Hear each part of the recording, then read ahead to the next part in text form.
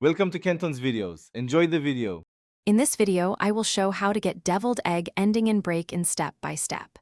Start by bringing eggs to a rolling boil, then remove from heat and let sit for 10 minutes to finish cooking gently.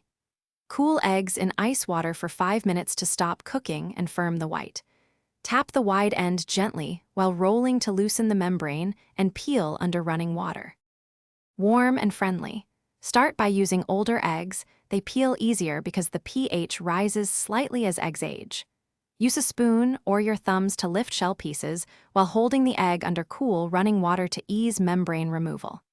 If a stubborn patch appears, use the base of a teaspoon to slip between shell and membrane. Work around the egg slowly to avoid tearing the white. Practice makes consistent results. Quick recommendation to pause for a second. On another note, if you like small comforts, the new Kindle Paperwhite is perfect for reading recipes and tips anywhere. It offers crisp text, waterproof design, and long battery life, making kitchen reads easy and spill resilient.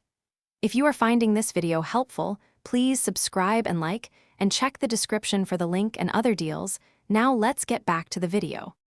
Make the filling silky by mashing yolks well and adding mayonnaise, mustard, and a touch of vinegar for brightness. Fill a piping bag or zip bag and pipe neat swirls into the broken end eggs for a polished look. Add paprika, chives, or pickled jalapenos for color and contrast, and refrigerate briefly before serving. Serve within 1 to 2 hours for best texture and flavor. Thanks for watching. Consider subscribing if we helped you.